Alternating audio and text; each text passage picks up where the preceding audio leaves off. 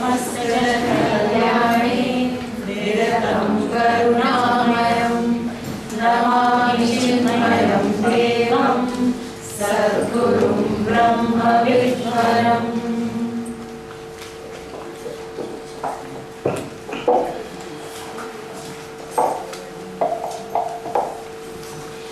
On behalf of Chinmay Mission South Mumbai, it is my honor to offer salutations and a very warm welcome to Pujya Swami Swatmananda and to each and every one of you gathered here today. Stress, probably the most frequently used word in today's fast-paced urban life. Be it a 4-year-old or a 40-year-old or an 80-year-old, each one seems to be plagued by this monster. So where does this monster come from? And how do we deal with it? We are fortunate that we have Pujya Swami Swatmananda to tell us this over the next 3 days. For those who will be hearing our esteemed speaker for the very first time, it is my honor to introduce him to you. Our life is often measured by the lives that we touch. Pujya Swami Swatmananda, Acharya Chinmay Mission Mumbai and Director, All India Chinmay Yuva Kendra West Zone, has touched and transformed more lives than we can collectively count.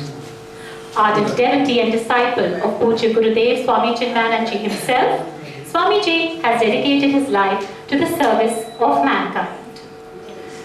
An outstanding exponent of Vedanta, Bhagavad Gita, Upanishads and other Indic texts, Swamiji's simplicity and logic pierces through even the most cluttered of minds. He shares the message and wisdom of Vedanta using various methods like interactive workshops, classes, group discussions, outdoor experiential learning through camps, treks, etc. A gadget guru in the truest sense of the term, Pujya Swamiji uses modern technology effectively through his blogs, YouTube videos and podcasts to spread the precious knowledge of Vedanta. Swamiji is not only a dynamic teacher, but also a class cricketer and head of our youth empowerment program at our center in Kolwan. He reaches out to the youth using various innovative and fun-filled ways. In fact, it gives me great pleasure to tell you that under Swamiji's able direction, the youth of Chinmay Mission have just performed and given their third hit performance of a play titled India 2047 in Mumbai. A highly respected and much sought after speaker in the corporate circles as well, Swamiji has addressed and impressed many corporate houses such as Toyota, Mahindra, Tata Motors, Reliance, etc. through his corporate talks. We are indeed fortunate that we have such a revered and dynamic personality to address us over the next 3 days. I now request Indraji Rohera to please come forward and welcome Pujya Swamiji with a floral tribute.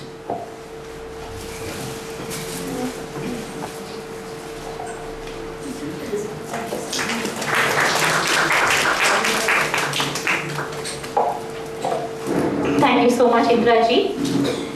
The topic for today's interaction is stress in life.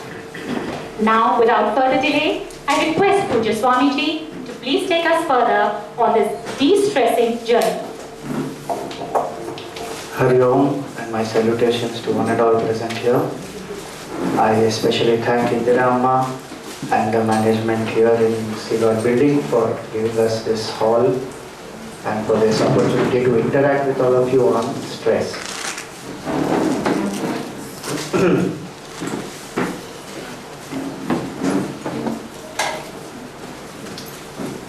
Stress has become a part of our lives.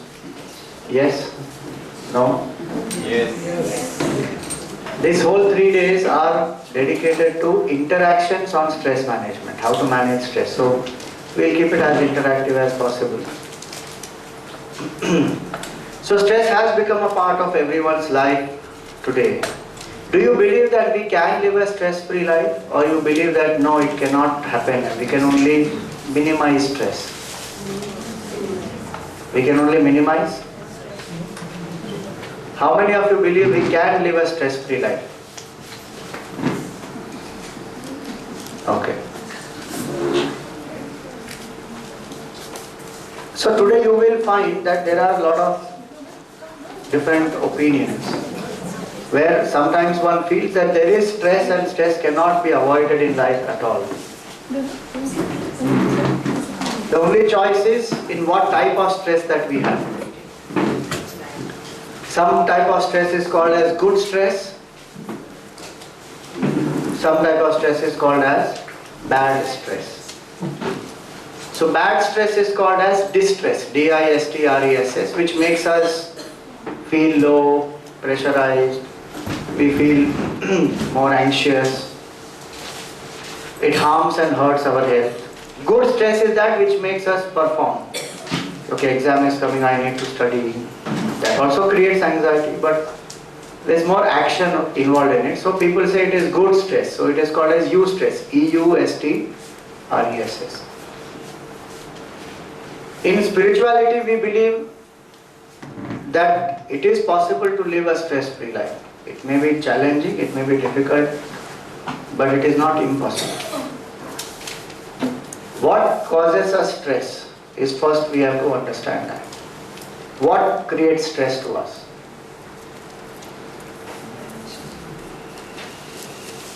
Expectation. Attachments, circumstances, doership. These are nice philosophical answers. Many of your students are Vedanta. In day-to-day life, apart from these, anything else, what causes us stress? Always being in a rush. Always being in a rush, the speed of life. What we don't like. What we don't like, we have to do, multitasking, impatience, expectations, Our habits. our own habits, being attached to the results. All the people do not follow the rules. I follow rules, but others may not follow. Not being able to finish things that is taken in hand. Timelines we are not able to meet. The different reasons. Actually, if we start making a list of what causes us stress, each one will have a very different list. Some factors may be common, but the reason why one gets stressed out, each one has different causes for it. So now, there are ways to solve different aspects about stress. So tomorrow's talk and day after tomorrow we will deal with stress about work and stress about people and relationships. Today in general we will speak about stress, because if we know a few aspects of how to handle our own mind, our own self, we can cope with the stress better, and if we persist in that, we can even overcome that stress. So first aspect is, no matter how much the situation outside may be different or difficult, in spirituality one always believes that, in Vedanta one believes that stress is a response of our mind. There is a stimulus and there is a response. Two people being in the same situation may not necessarily go through same levels of stress. That's because their response is different. Why is their response different? That depends on their own subjective factor, their own mind. Even in Mahabharata war you will see that Arjuna was such a mighty warrior. He prepared himself for 12 years, specially to get weapons, missiles, to fight the war of Mahabharata. Practiced so much. And yet on that appointed day, when he told Sri Krishna, place the chariot between the two armies, suddenly he collapsed. He could not stand, he was sweating, he was shivering. There were tears in his eyes. He fell down from the ground, sitting in front of Sri Krishna. He refused to fight. He said, I don't want to fight. Not only that, he said, it is better they kill me than I even fight the war. What happened to that mighty warrior? Suddenly, he had all the skills in his life. He was the best archer. He can shoot with both hands, blindfolded. And yet, at the time of the challenge, one collapsed. Our Gurudev Swami Chinmayananji used to tell us that before the exam a student is wise, after the exam the student is equally wise, in the exam the student is otherwise.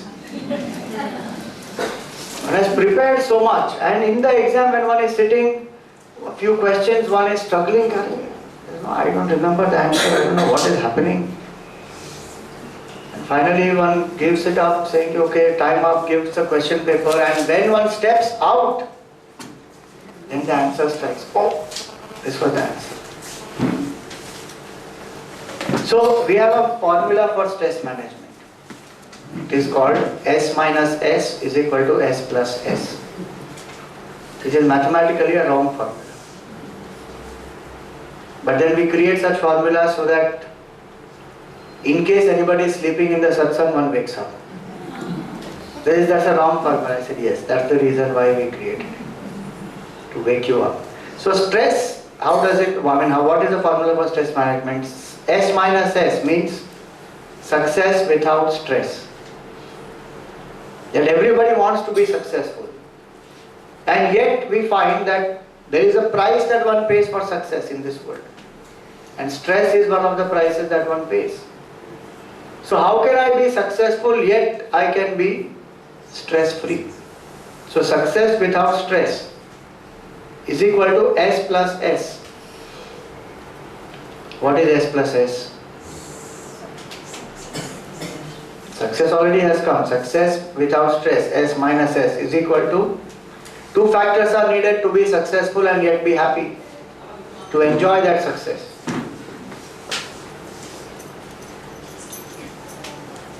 There can be many words beginning with S which can be utilized there.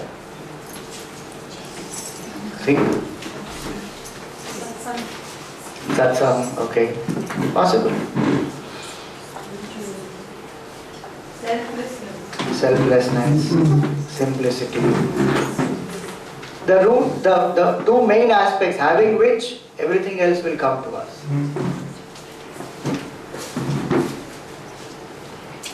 So we say it is skill plus strength. We need these two aspects. We need skills in life because if we are living in a competitive world, I have to be successful, I must have skills. If I don't have skills, can't succeed.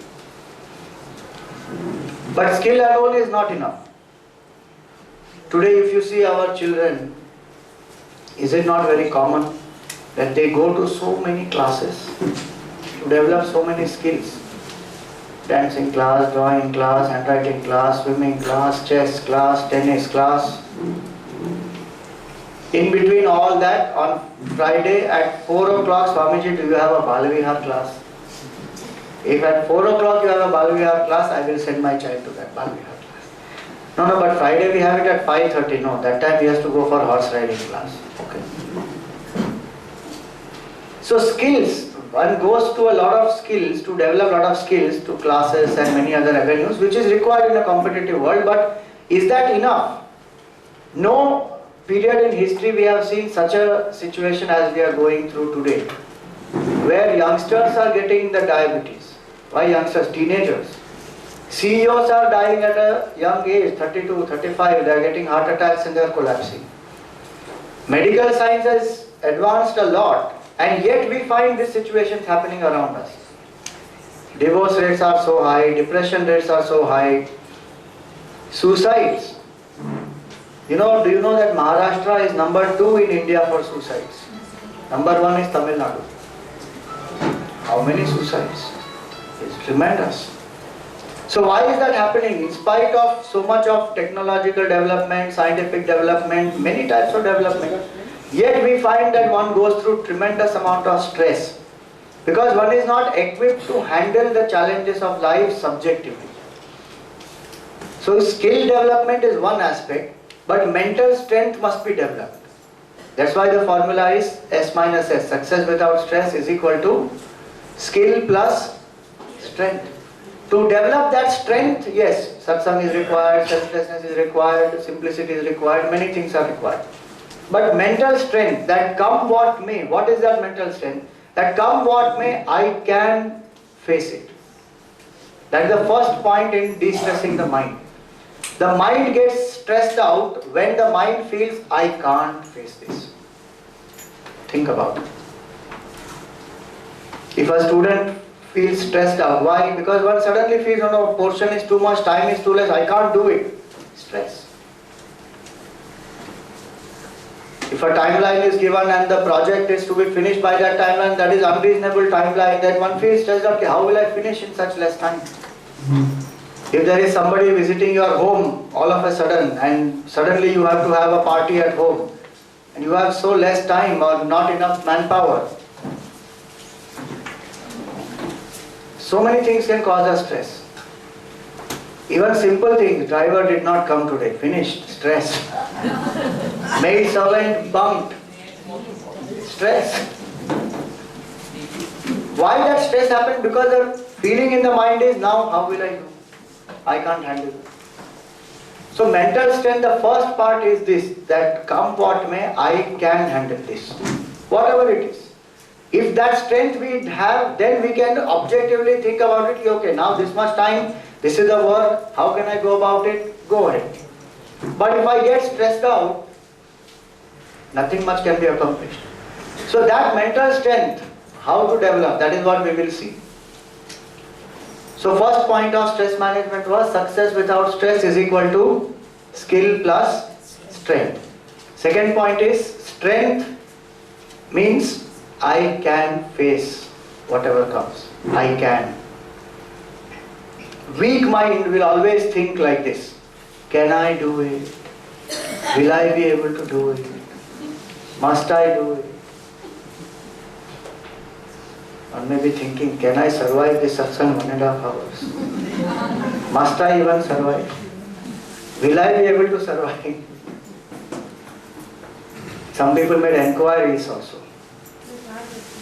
Nothing spiritual is being taught now. If it is not spiritual, then I will come. Because spirituality and religion also has created stress in the minds of people. They think that, I don't want to be religious, That also creates stress. So the capacity to face that I can do it. Our Gurudev used to give us this formula. 3 times will you all say loudly with me, okay? I'll tell you the formula, then together we'll say 3 times. And that you should remember. Whenever you get stressed, you have to tell yourself. And he used to tell us, we can, we must, we will. Only simple 3 sentences. Loudly 3 times let us say, we can, we must, we will. Together, we can, we must, we will. We can, we must, we will. Anytime the mind tells you that I can't do it, you say, no, I can. That's why somebody wrote a nice statement. He said, success comes in cans. Can, C-A-N. Success comes in can, not in can't. The moment we start thinking can't do it, finished, we'll be stressed. Many times you see, suppose a project is presented. Now it happens to us sometimes. So somebody brings a project and says, can we do this? For example, this talk itself.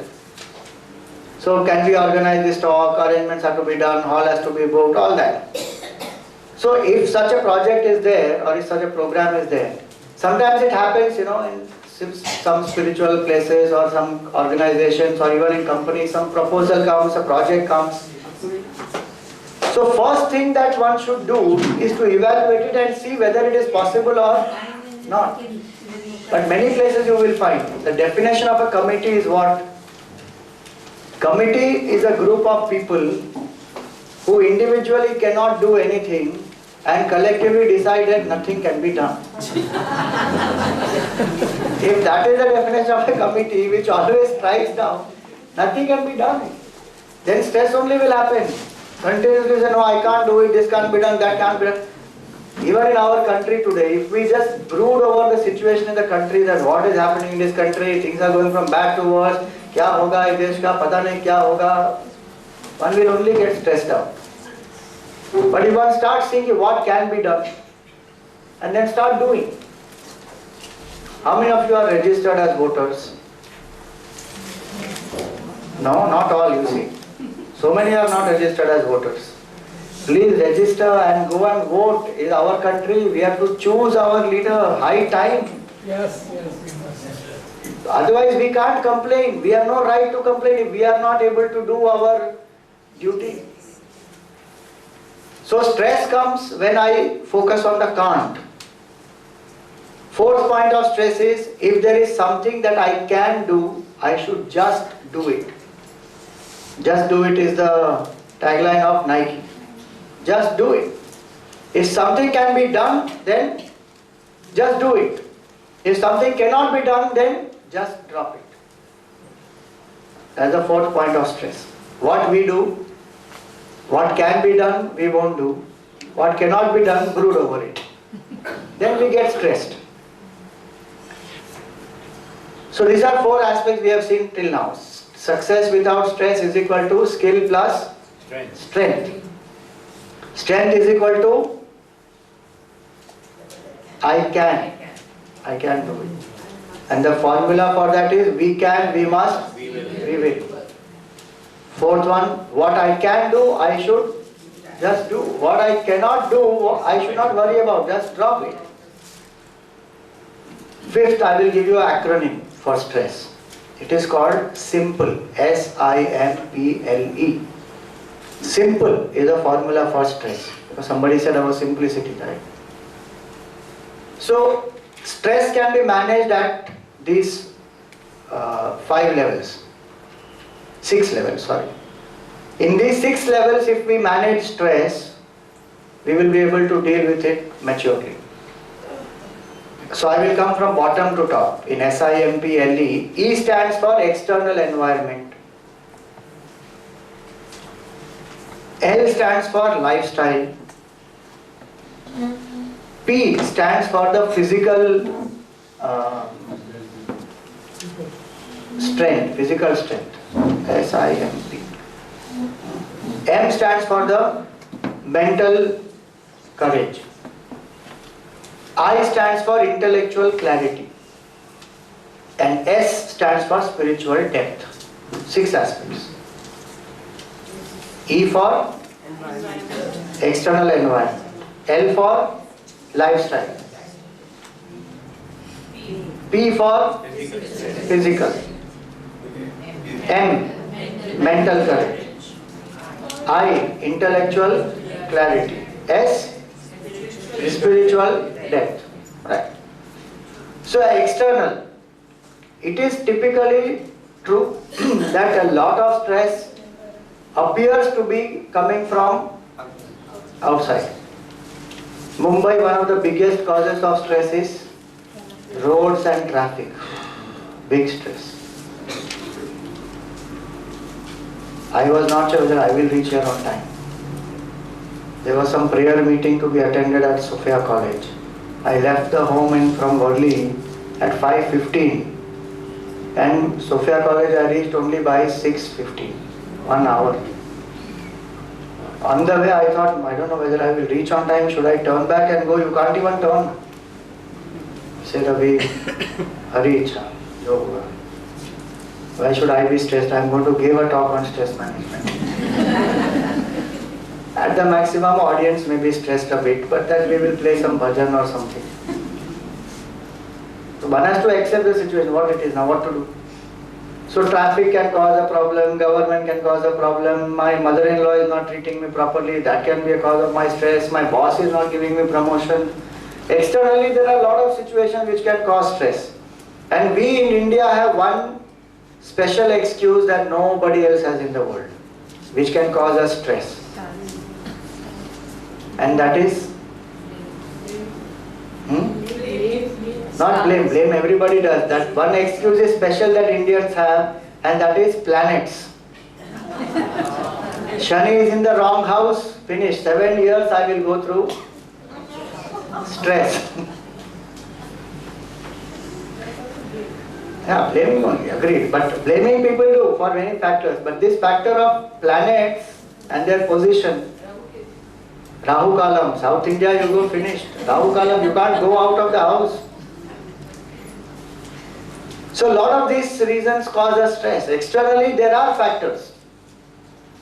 But that's the reason why we say that whatever may be the external factor, what we cannot change, one has to learn to accept. Acceptance may not do anything to the situation outside, but it will help me to deal with myself properly. What can I do if traffic is jammed? I should have known earlier, I would have planned better. Didn't know, so what to do? Find out, get the knowledge. Otherwise accept it, okay, this is the situation now. Can't do anything much. Where I can do, second aspect is I should not be procrastinating. I should do promptly. What should be done at the right time. When we don't do a thing at the right time, procrastination is one of the biggest causes of stress. And why do we procrastinate? Because we are victims of this syndrome called urgency syndrome. Till something doesn't become urgent, we will not do it. Just think, it's so nice to see. A few months back I was staying in Indira Amma's place. That time I saw so many people walking in this parade garden here.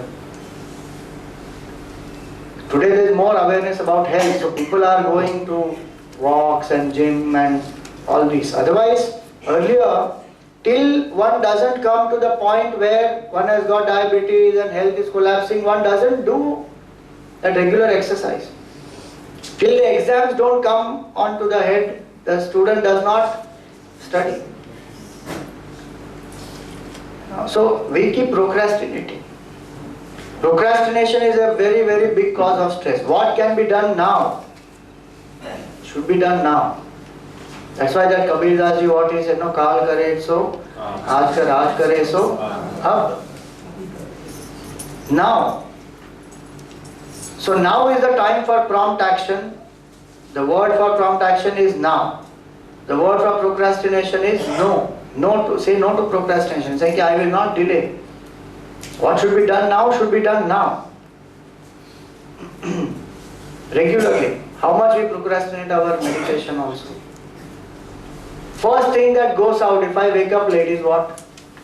Prayer and meditation. वो बाद में करेंगे. अभी time नहीं है. So procrastination is a very, very big cause of stress.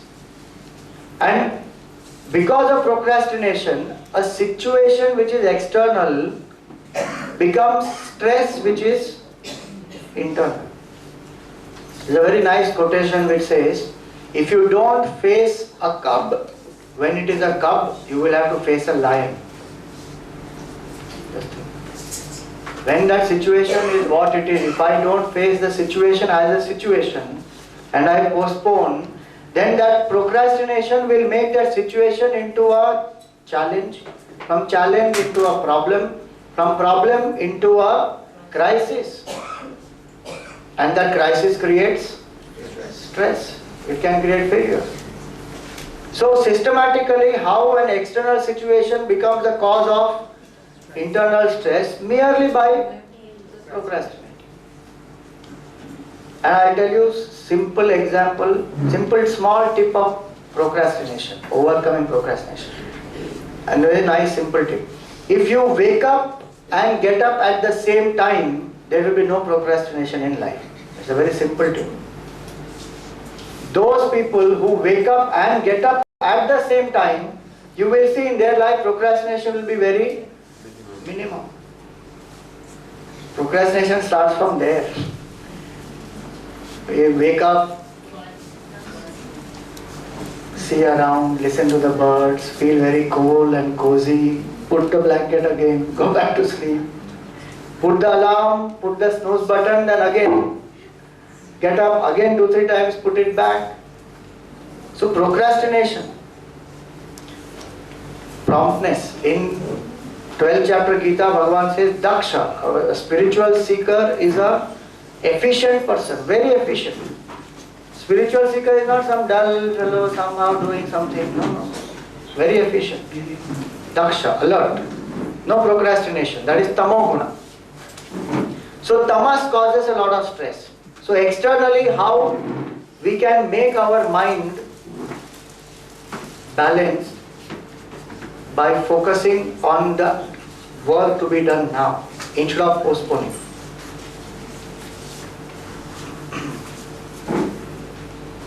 So a very nice thing he used to say, Gurudev used to tell us is, plan your work, plan out your work and work out your plan. Simple thing. If there are any youth who can sit down, please request you to come front here, so that some more people who have come will have space. Yeah, please come, whoever would require the chairs, please occupy this.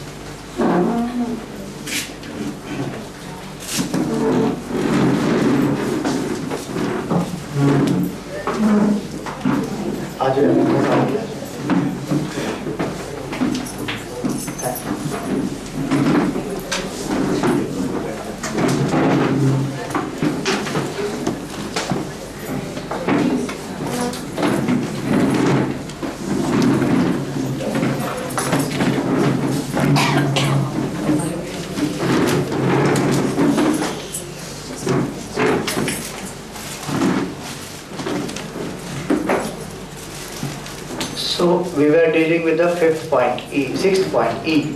E is external environment. So external environment need not cause us stress if we learn to accept what the situation is. Two, if we avoid procrastination, then the external situation remains as a situation. We will not internalize it. Coming to lifestyle, one of the reasons why we procrastinate is also because of our lifestyle. Because we have too many things to do. So we are constantly dealing with what is going to come up immediately. So we don't have enough time to sit down, plan, make a to-do list, allot proper time for it. Sometimes we don't have. So to minimize stress externally, in the lifestyle, we must learn to slow down a bit. You will see today a lot of doctors tell us that many chronic heart diseases and other ailments, the reason for that is only the lifestyle. They say you don't need much medicine, but you have to make lifestyle changes.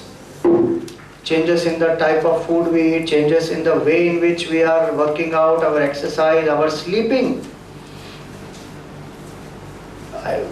If you remember, a few years back there was a CEO called Ranjan Das. He was the CEO of SAP India. He living in Bandra. And one morning, and he was a fitness freak. So he used to go out in the morning to walk on the Bandra sea face. And one morning as he was walking, he collapsed, and his age was he was hardly in some 40s. 42. Huh? 42 years. Huh? He collapsed. You know the reason why he collapsed? Because he was getting only 4 to 5 hours of sleep. Our body has what we call as a sleep clock and a sleep debt. It maintains a sleep debt. So debt is not only in our bank book. Body maintains a sleep debt, saying that you have deprived me of this many hours, you have not given me sleep, I am getting fatigued, I am getting tired, you are drawing out too much. Credit also it maintains, because then it goes into laziness. So then it doesn't become dynamic. Both it maintains, credit and debit. But the debit part of it affects us much more. Credit also will affect if it lands up into procrastination, no doubt in that. But physically we are getting affected because of the sleep debt. So minimum 6 to 7 hours of sleep we require. In our lifestyle that change has to happen. And today how we live, my God, is terrific. Our entertainment starts, prime time of entertainment starts at 10 o'clock. Goes on till 12 o'clock, 1 o'clock.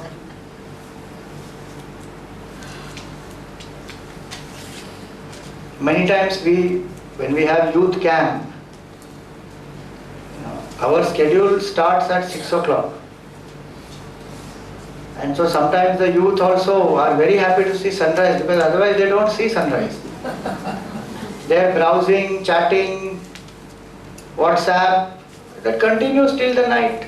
They sleep only at 2:33. They'll get up at what? 9 o'clock, 9:30. So lifestyle, sleep is a very simple aspect of life, but we have messed up that whole sleep cycle. Then there is a lot of stress. So in lifestyle changes, one has to learn to slow down. And if you see the world the way it is going, instead of slowing down, it is becoming more faster. There are fast reading courses, The children are taught to read fast because they have to prepare for competitive exams. So how to finish one book quickly, fast reading. One page you should finish in less than 1 minute. Imagine what will be the mind of that person, how much tired will one get. If you go for shopping, I don't know if you have witnessed. In shopping many times we get very stressed because there are so many brands and you keep on seeing. And if you walk the whole supermarket to buy whatever, one is almost tired. Not because of physical strain, I tell you, the strain is because the mind is constantly exercising choice, seeing, rejecting, then choosing, then again putting it back, taking something else, all the time. So we need to slow down a bit. One cannot make one's lifestyle, speed as one's lifestyle. Now and then one has to do things fast, no doubt. But if speed becomes lifestyle, you just see how we eat food also. Half the time we don't know what is going into the mouth and the taste of it. One is watching the TV and quickly gobbling. Morning breakfast especially, terrific. So many people skip morning breakfast. Another cause of stress is that in lifestyle. Metabolism kicks off in the morning, and if morning breakfast is skipped, one had it. Now the doctors have changed the theory. They are constantly changing the theories. So now the new theory is that you should have, instead of 3 meals a day, you should have 6 meals a day. Small portions. You should eat like a king. Breakfast should be like a king. Lunch should be like a prince. And dinner should be like a beggar. Pauper. Little. One of the points of Jain philosophy I like very much. Not philosophy, their lifestyle. Is they eat before sunset. Very healthy habit. My mother is a Jain, so I followed that for some time. In my childhood. Very healthy habit. So lifestyle changes one has to make in terms of the work, in terms of the food, the sleep, all these. So E for external environment, L for lifestyle, P for physical strength. I will give you acronym for P also. That acronym is called BREAD. B-R-E-A-D. Bread. B-R-E-A-D. Bread. Okay. These 5 aspects in body, if you take care, body will be fine. B for breathing. Breathing must be slow, steady and deep. Half the time we are not aware of our breath. And especially when we get stressed out, the breathing is very, very shallow, very fast. So a lot of stress hormones are also released into the body. So one has to breathe slow, steady and deep as many times in the day as possible. So one simple technique you can do, the advantage of having technology is that alarm you can set or a reminder you can set. Every 2 hours you take what we call as a deep breathing break. So every 2 hours that clock will remind you that sit for 5 minutes, close your eyes and breathe. Deep breathing, slow, steady and deep. So one is breath, B for breath. R for recreation. One must have some recreation in one's life which is sattvic type of recreation. Recreation means entertainment, enjoyment. Which will rejuvenate the senses, which will not make us dull and tired and lethargic again. So if you listen to some nice music, or if you are actively engaging in some painting or creating something or writing a blog, there are many different types of recreation. Depending on one's own talents, background, one can choose. But one needs that recreation, especially we say this for corporate life, because the corporate life is full of so much of timelines and targets that one has forgotten that childlike simplicity. So when they go to the stress management seminars, what are they told? Become childlike. They are given ball, they are given clay, they are given different things. Now you make. Because they have forgotten that. Creativity, spontaneity, the childlike nature of one, that one has forgotten. So recreation is important, and healthy form of recreation, a sattvic entertainment will always rejuvenate. So B for breathing, R for recreation. E for exercise. A must. 3 times a day minimum, 3 times a week, not 3 times a day. So that is very stressful, 3 times a day. 3 times a week minimum, 20 minutes a day, one has to do exercise. Minimum, that is. Otherwise the body will create pain. Especially our lifestyle has become so sedentary. In young age we are working 8 hours, 10 hours, 14 hours sitting on the computer. Office, table work. Has to get up, stretch around, go. That's why today corporates have started introducing gym in their office only. Yoga sessions happen in the office. Because the health is very important there. So B for breathing, R for recreation or relaxation. Even you can do relaxation, yoga nidra is there. Progressive muscle relaxation is there, where consciously one relaxes each part of the body. One should learn that and let go of the accumulated stress. There is stress accumulated in various parts of the body. For ladies, many times the stress is accumulated in the back and in the knees.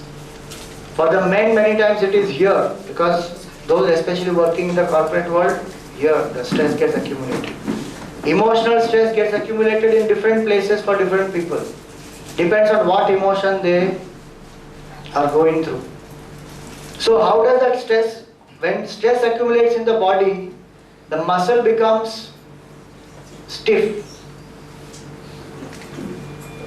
Body itself becomes stiff fully, but especially the muscles, nerves don't relax. So in progressive muscle relaxation, one lets go of that accumulated stress. So R can be for recreation or for relaxation. A is for BRE, E for exercise, A is for adaptability. Our body, each one's body is made differently. I cannot see somebody doing something and just simply start following it. Our body is made differently, each one's body is made differently. So I have to adapt myself to my own lifestyle and my own body. BREA and D. D is for diet. Sattvic form of diet. The fresh fruit, more fresh food we eat, more energy it will have. Less of oily, spicy, stale food, more pranic energy we will have. So this is as far as the body is concerned. If you follow this bread formula, body will be healthy. So E, L and P we have finished. Now we come to M. M is for the mind. We are going from simple to subtle. Mind, why does the mind cause us stress? One reason why the mind causes stress to us is because one is the quantity of thoughts is a lot. Worries, tension, unnecessary. How many thoughts does a human being think on an average? 60,000. 60,000 thoughts. With each thought we spend energy. So just thinking we get tired, not even doing anything. That's why our Guruji, Swami Tejomayananji, he says, few people are tired by work. Majority is tired by thought of work. Just think. Monday morning, I have to go to office. Oh God. That's why there is a term called Monday blue. Monday blues, because one feels, oh my God, again I have to go for. So our mind creates stress for us. When I don't control the quality of my thoughts, the quantity of my thoughts, mind creates stress.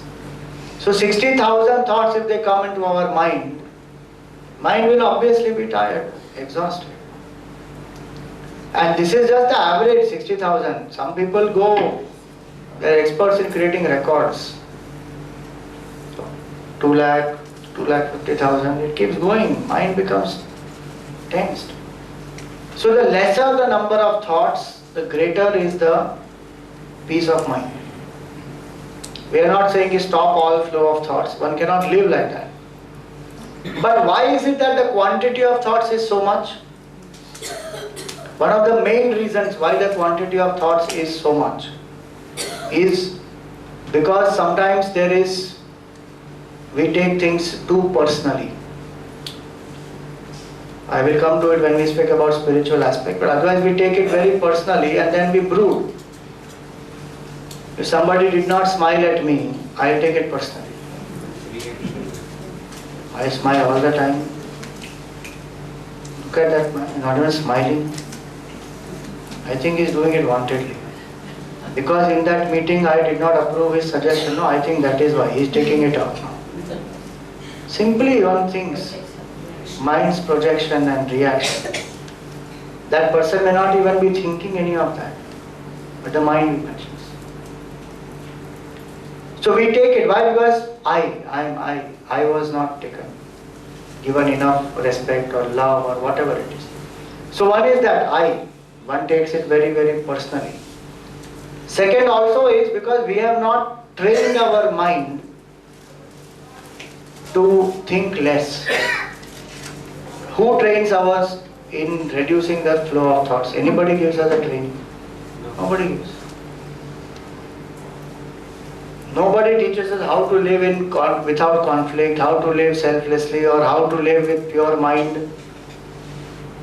So the reason why the mind goes through a lot of stress is these 6 impurities which we say in Vedanta, they are called as Shad Ripus. They are 6 enemies of the mind. Kama is selfishness. Krodha is anger. Lobha is greed. Moha is delusion. Mada is intoxication. And Matsarya is jealousy. Even one of them is enough to create agitation. Imagine our mind has all the 6. Plus there is bhaya, fear, 7. Then there is shoka, sorrow. Then there is raga and dvesha, likes and dislikes. 10 enemies of the mind. Terrible. One of them is enough to disturb. And nobody teaches us how to handle these 10. Somehow we get knowledge here and there, okay, anger management, how to do and how to manage our mind, how to become more contented. And if that is not enough, there is confusion in our mind also. That if I am contented, I will not progress in life. So remain discontented and stressed. How can I enjoy success? So these aspects, 6 enemies, how to control them. The cause of all these actually is the first one, which we say is kama or selfishness. That's why we said personally we are taking many things. The more selfless we become, more stronger we become. Less is our stress.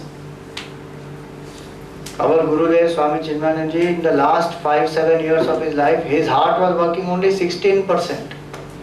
Ejection fraction is only 16%.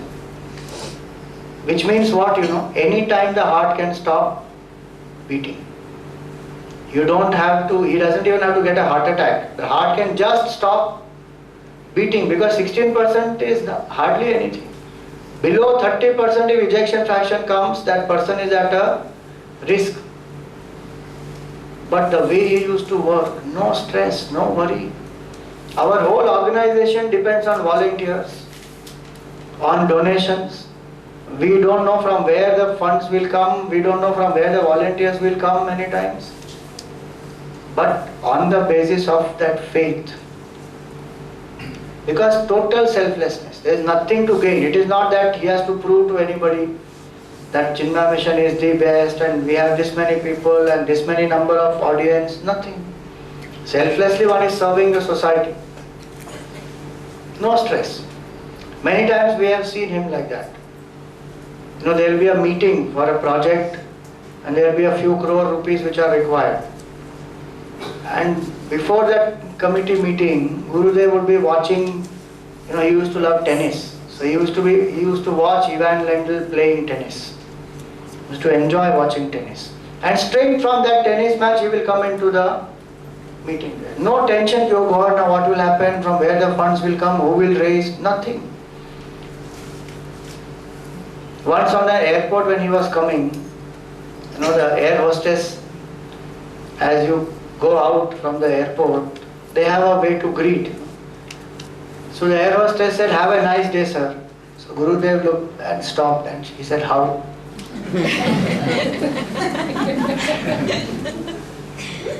Have a nice day, how?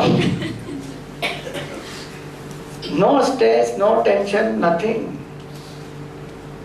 So, selflessness is very, very important. In the mind, how do I become selfless? When I love something more than myself, I become selfless. Very simple.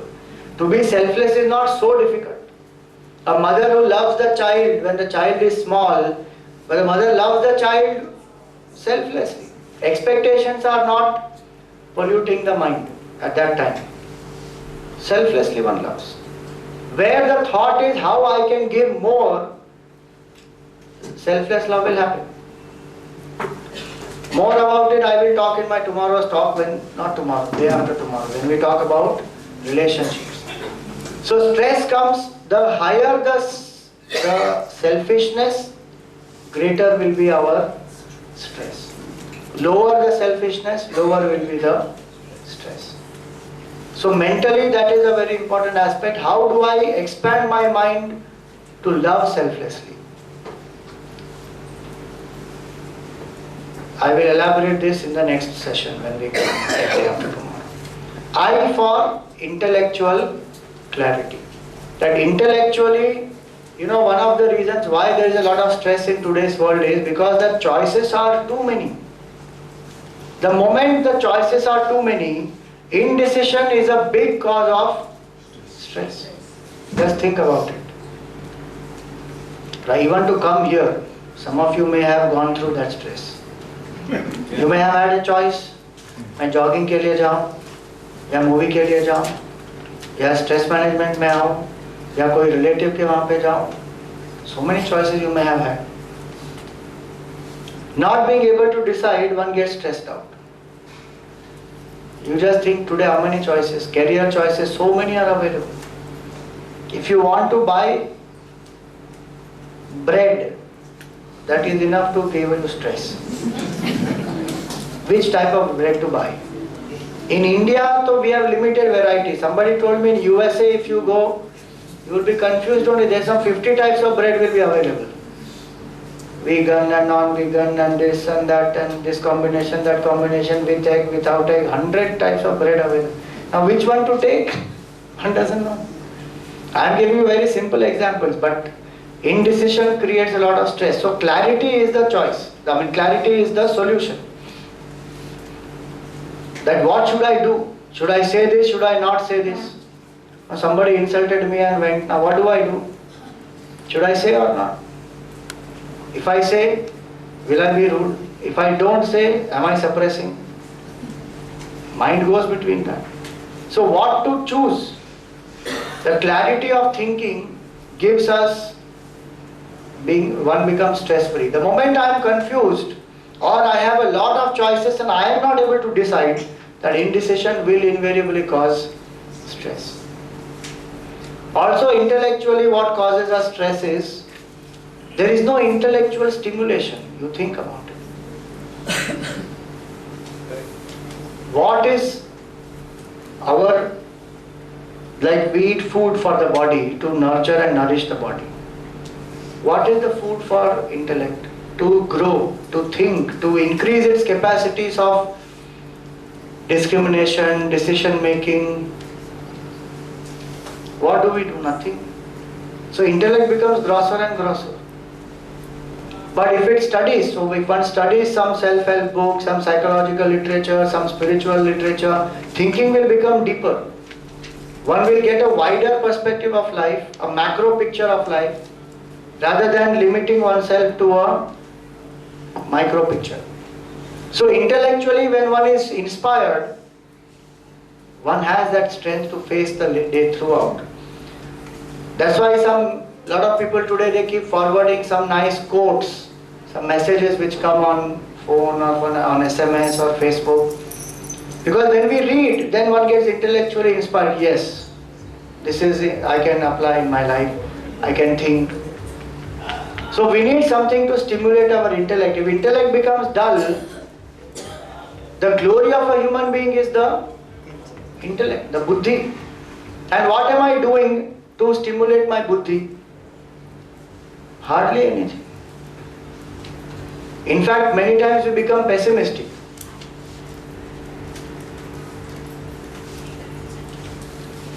Somewhere I read a joke. Who is an optimist? An optimist is a person who marries his secretary and thinks that he can continue to dictate her. He's an optimist. An optimist is a person who marries his secretary and thinks that he can continue to dictate her. So the mind becomes pessimistic because the mind doesn't have anything inspiring, ideal, intellectually something stimulating to think about. You just think about it. Let us say you take one shlok from the Gita. Karmanyevadhikaraste ma phaleshu kadachana. That do your duty, don't insist on result. It is an intellectually stimulating thought. That how can I not focus on the result? Does that shloka say that don't focus on the result? Or is there something else? So intellectually I am thinking of something which is inspiring, rather than thinking of this fellow said this to me, why did he say this to me, and this should not have happened, and all kinds of negative thoughts go on in the head. So what am I occupying myself with? Is it something inspiring to me? It need not be just an intellectual thought, it can even be something devotional, it can even be something very inspiring in terms of relationships, in terms of a nice project.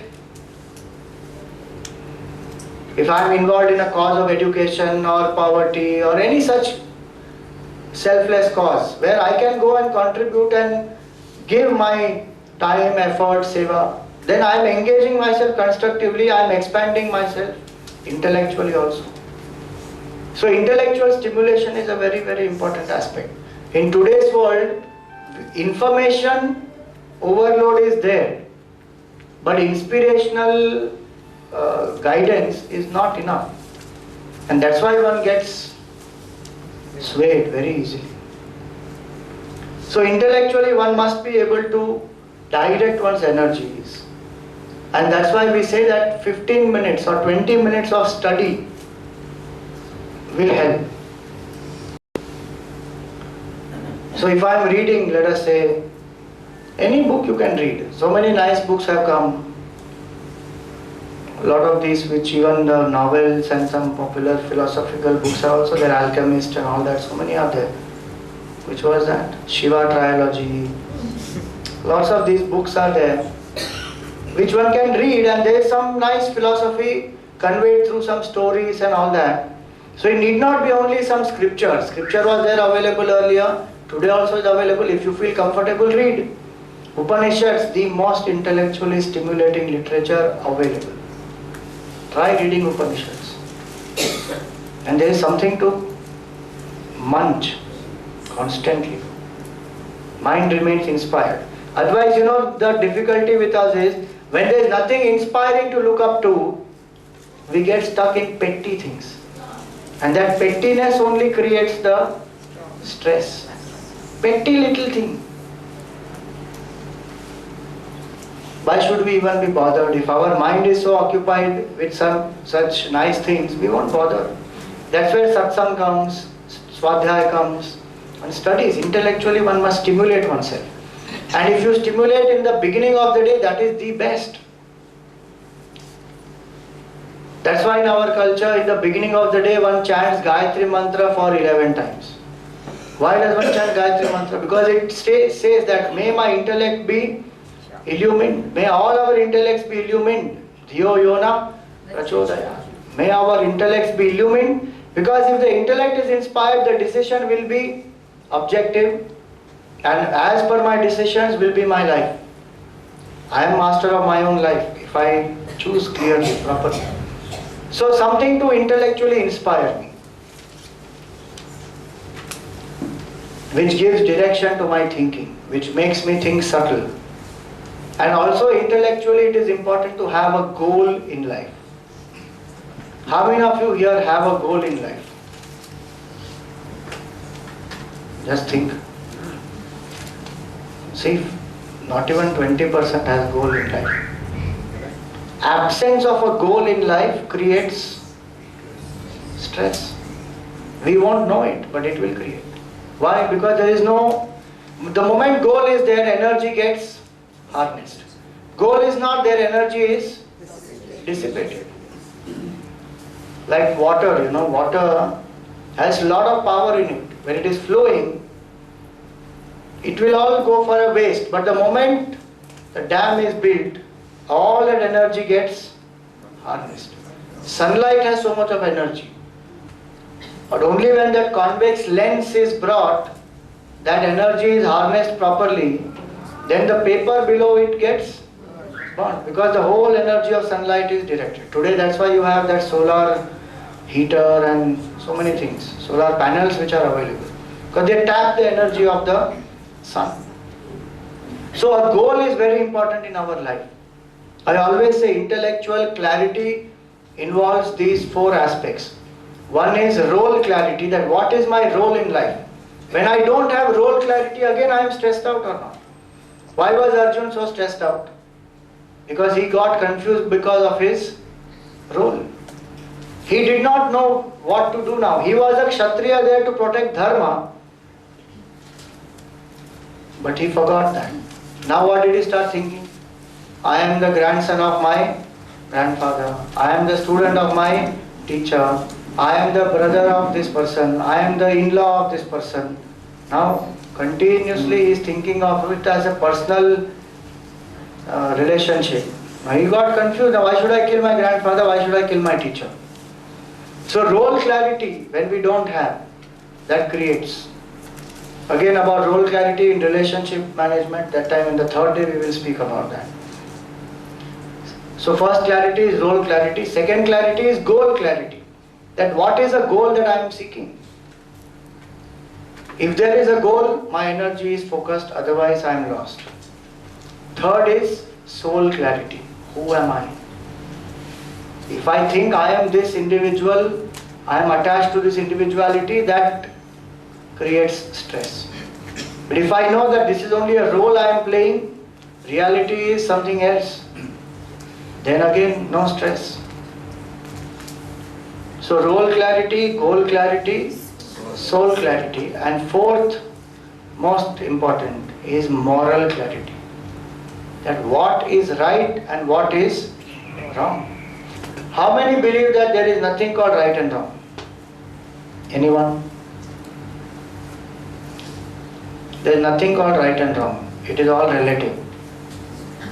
Right. Many people do believe that. It is true in some cases, no doubt, that duties differ from person to person. So right and wrong in that duty may differ from person to person. But there are universal values which also determine what is right and wrong. So right and wrong is not always relative.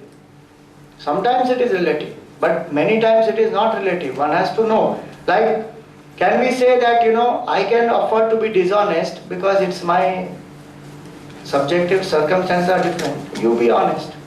I can't say I have to be honest if I expect honesty from you.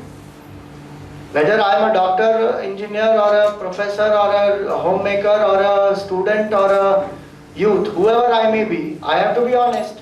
There one can't say that no, it's all relative, Sometimes I can be honest, sometimes I can be dishonest. That can't happen. So role clarity and goal clarity, soul clarity and moral clarity. This is intellectual clarity one must have. And last is S for the spiritual depth. So spiritual depth is related to, one is the soul clarity, that who am I should know. Other aspect also of spiritual depth is that can I quieten my mind consciously to experience stillness within. Whether it is through pranayam, through meditation, through breath observation, through chakra meditation, different types of meditation are available. We have a course actually, you all have been given the information about that. Next week we have the course from 17th to 22nd on step by step how to withdraw my attention from the external to the body, from the body to the breath, from the breath to the mind, from the mind to the intellect and to stillness. That spiritual knowledge I must have and the practice of how to withdraw the mind and experience peace. So daily prayer and meditation, when we consciously make our mind quiet, are very powerful methods to boost our mind. And one can operate out of that depth. Then small things don't disturb. Because I am anchored within me. Today our problem is we are not anchored within ourselves. We are anchored only in anything which is outside. So my happiness depends on so many external factors. But actually happiness is the state of mind which is at peace, which is quiet. So these 6 aspects we have seen. S for spiritual depth, I for intellectual clarity, M for mental strength, mental courage, P for physical strength, L for lifestyle changes, and E for external environment.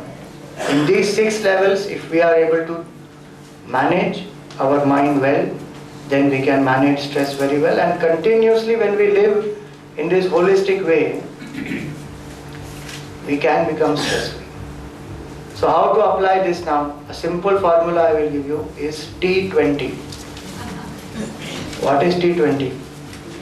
3 times 20. Exercise 20 minutes a day. Meditate for 20 minutes a day. And breathing. And study for 20 minutes a day. That's all. Exercise 20 minutes is for the body. Meditation is any method by which I can make my mind quiet. And 20 minutes some spiritual or self-help books I must study to empower my intellect. These 3 you try, stress has to reduce.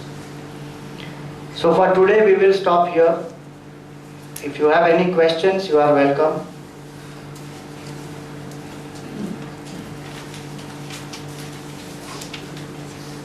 I want to ask you, like you said, we become selfish. I mean, the main reason is selfish.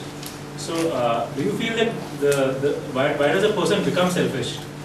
I mean, do you think because of the law of, scarcity? I mean, if you have something like law of abundance, I mean, why does he become selfish? Why does a human automatically become selfish? Human automatically doesn't become selfish actually. See, there are 2 reasons for it. One reason is there is what we call the self-preservation instinct. Now, if we believe that we have come from the animal realm into the human realm,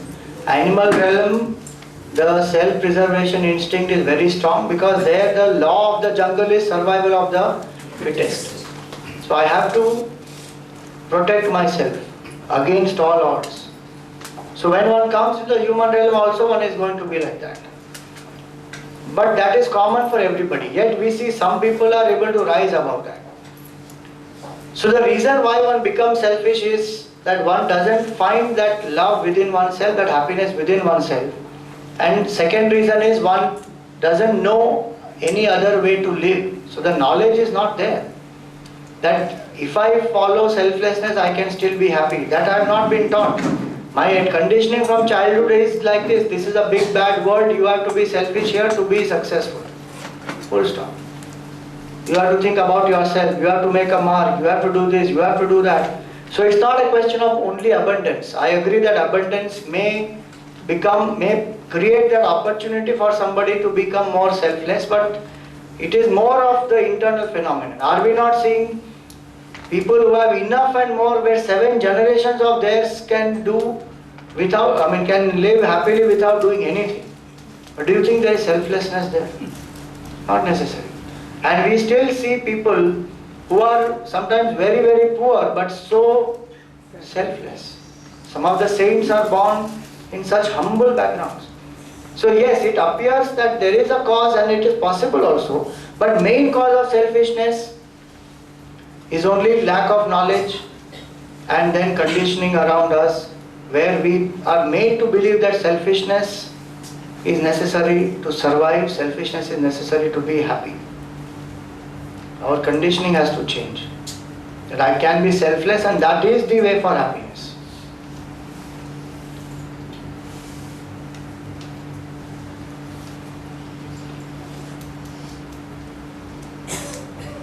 One more reason is because we are never taught to let go.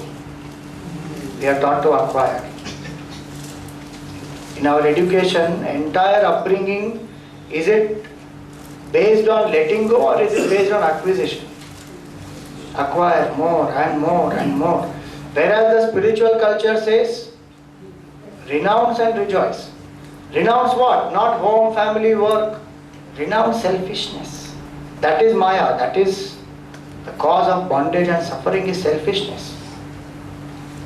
Our country, the first color on the top of the flag is what? Orange. Orange is the color of renunciation. Drop.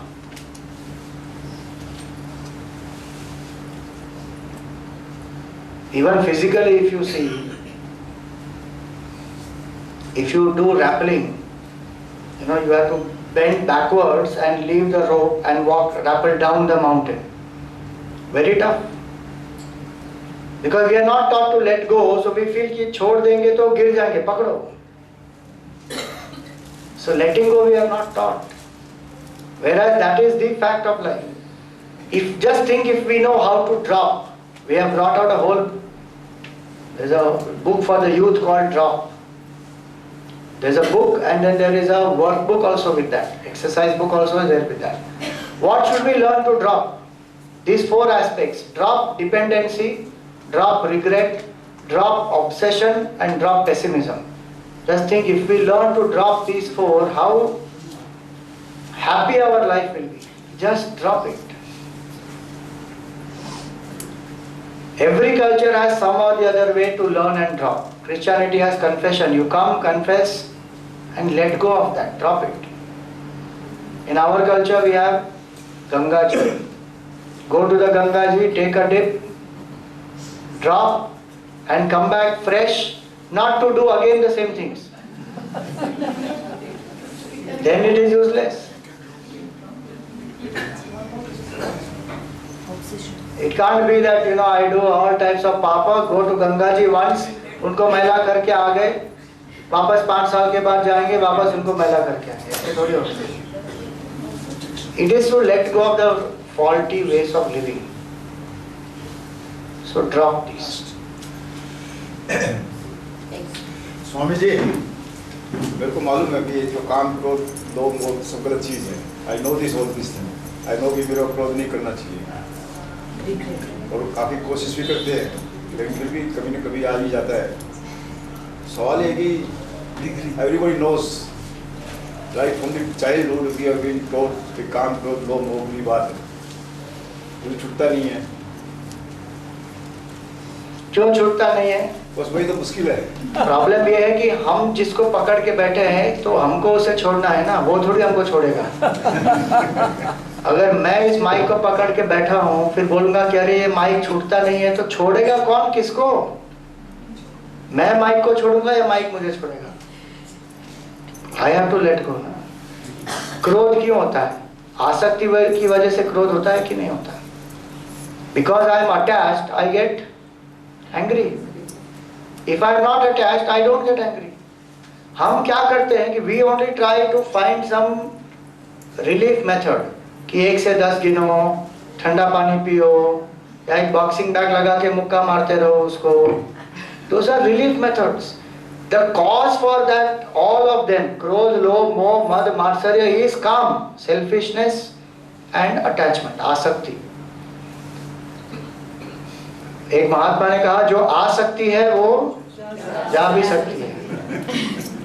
तो आसक्ति से हमको निवारण प्राप्त करना है ना. तो वो आसक्ति को बनाए बैठे हैं और फिर बोलेंगे कि काम क्रोध जाता नहीं, तो कैसे जाएगा? वो तो उसका इफेक्ट है ना. इसीलिए डीपर स्पिरिचुअल क्लेंजिंग चाहिए होता है. It can not happen only through techniques. और ऐसे, और उसके लिए पुरुषार्थ तो चाहिए ही.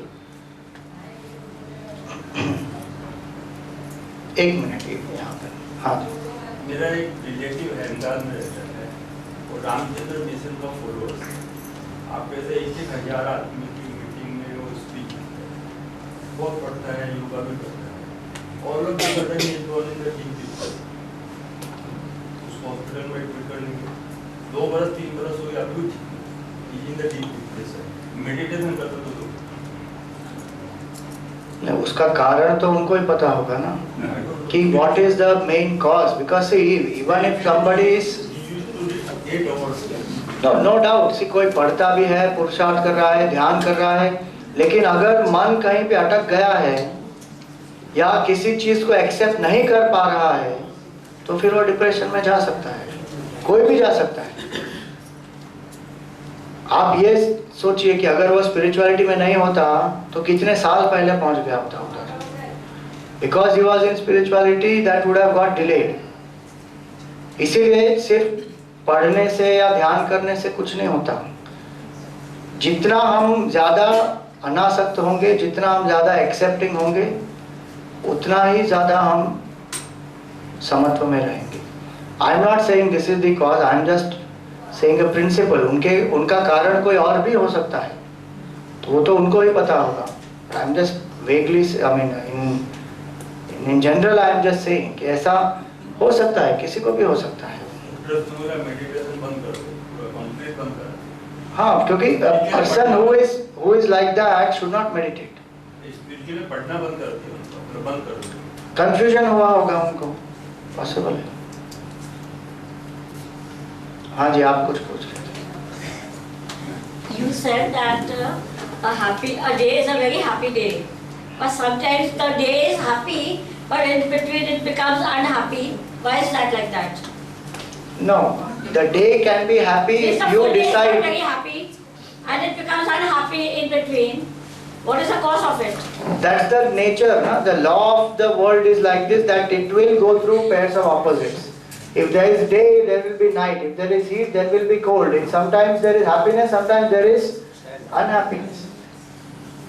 In and through these pairs of opposites, I have to learn to maintain the balance and maintain my peace and happiness. That is the spiritual sadhana. But how many times we think that we should be happy the whole day, but sometimes something or the other It will becomes happen. unhappy. Exactly. So your whole day goes. So it is up to you not to allow it to disturb your happiness.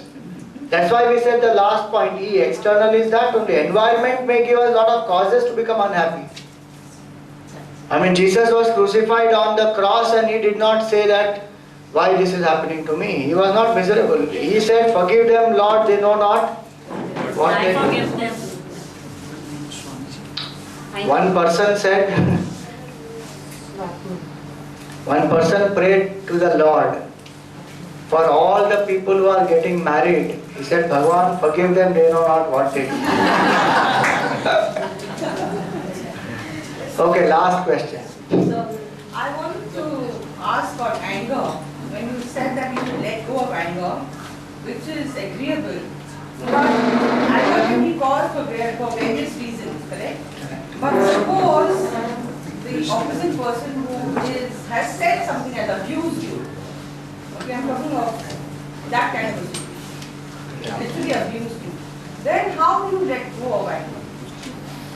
See, first and foremost is to know that if that person has abused me, For no fault of yours. yeah, that's what all our scriptures are telling. Pandavas were abused for no fault of theirs.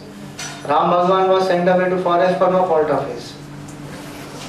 That is to show that in life this is possible, this will happen. How do you deal with it? Number one. Do I take it personally and feel abused and insulted? Nobody can insult me without my permission, number one. Number two, suppose I got insulted, doesn't matter. By retaining that anger, who is harmed, me or that person? I am good. Number three, we are not saying let that person go scot-free.